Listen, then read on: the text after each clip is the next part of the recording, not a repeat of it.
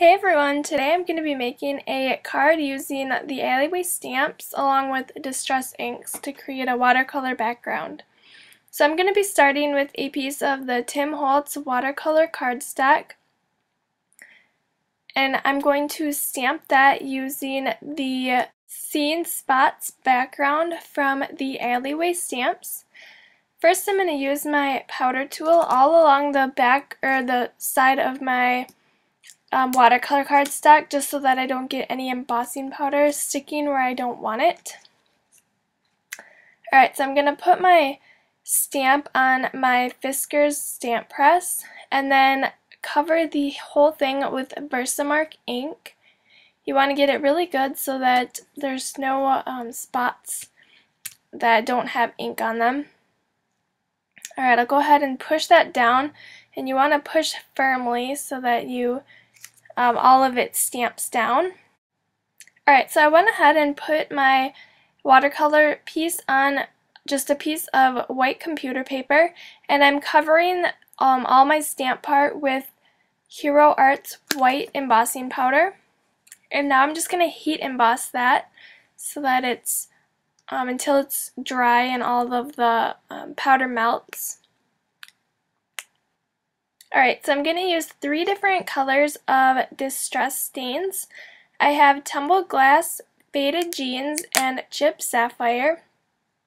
And I'm just applying those each in a line on my craft sheet, and now I'm spritzing it with quite a bit of water, probably about like 10 squirts of water. And I'm going to set my stamped side of my watercolor cardstock onto the ink. And you can see how it does the embossed resist so that all of the stamp parts are still white. I'm going to go ahead and heat that so that it's dry. And after it was dry, I cut it up into strips because that is going to be my background. I wanted it a little bit different than just one whole piece. Alright, so I'm going to adhere these onto just a piece of white cardstock. And I'm going to be careful, or not be careful, I just want to line them up so that they're all on the background evenly.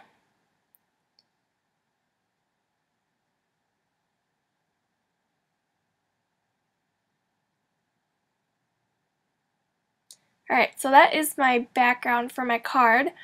Now I'm going to go ahead and use the C-Mates stamp set from the Alleyway stamps, and I'm going to stamp the whale, and then there's a little band-aid that I'm also going to stamp. And I'm just using Tuxedo Black Memento ink on a piece of 110-pound Coordinations cardstock.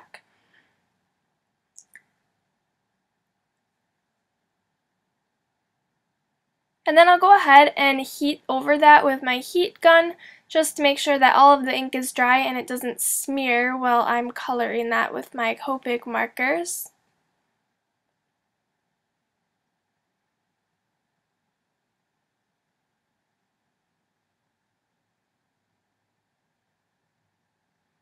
Alright, so I'm just going to pick out my Copic markers. I'm going to color the Band-Aid in with browns and then the whale grays.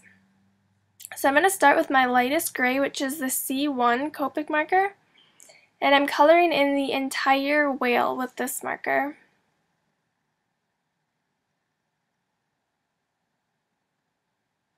Alright, and then my next color is the C3, and this is going to be more towards like the back of the whale that I'm going to color that in. You can see how the areas that I choose to kind of make darker.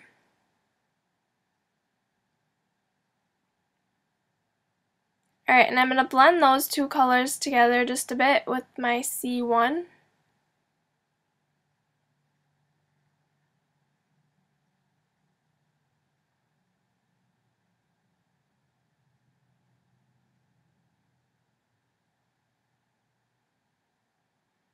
Alright, next I'm going to use my C5 and just add a little bit of darkness to the where I colored in with the C3, and then I'll go ahead and blend the C3 and the C5 with my C3, and then go back and blend all of that once more with my C1. Now I've had people ask if Copic coloring is easy, or if it's really as easy as it seems, as I make it look when I color. I don't do a whole bunch of shading, I kind of just keep it simple. So yeah, it is not that hard to do when you are coloring. It does take some practice, but it's fairly simple to do in the end. I also went ahead and colored that Band-Aid in with E31 and E33, and then I cut out the whale, fussy cut it out to the stamped line. Alright, so now I'm going to use my Cut-A-Bug and cut out this little speech bubble. This is from Simon Says Stamp. And this is just on a piece of white cardstock.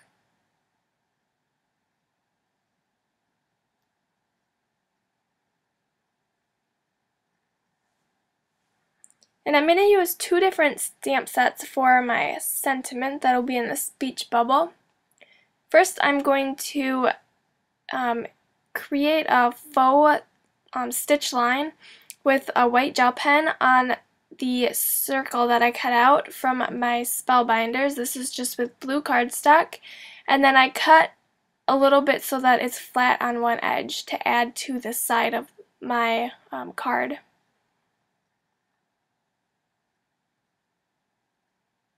And I'll just go ahead and adhere that down first.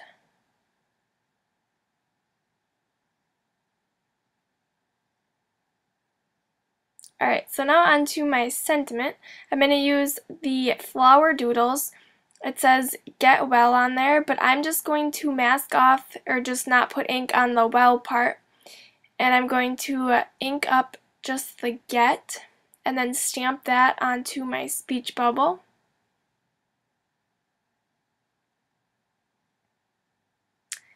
And then from the C-Mates set, I will use the whale stamp and then stamp that right below it so that it says Get Whale.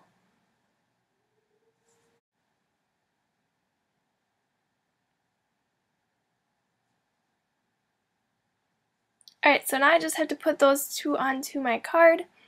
I'm going to use some foam squares to attach the whale. These foam squares are from Best Creation, and they're the small squares. I believe they also come in large, I know, but they also come in circles if you prefer circles instead of squares.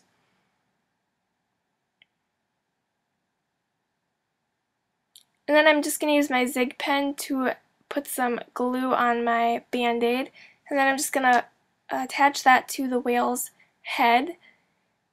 And then I'm going to add a little bit of my Wink of Stella to the little dots on the whale's back. And then I'll also attach the sentiment with the same foam squares.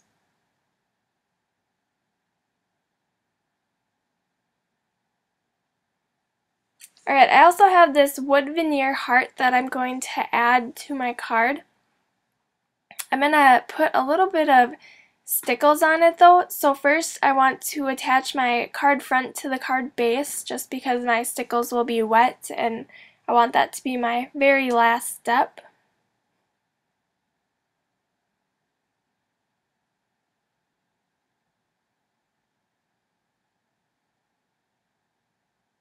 I like to attach my wood veneer pieces with Tombow Mono Multi-Glue, so that's what I'm using, but you could use any other adhesive.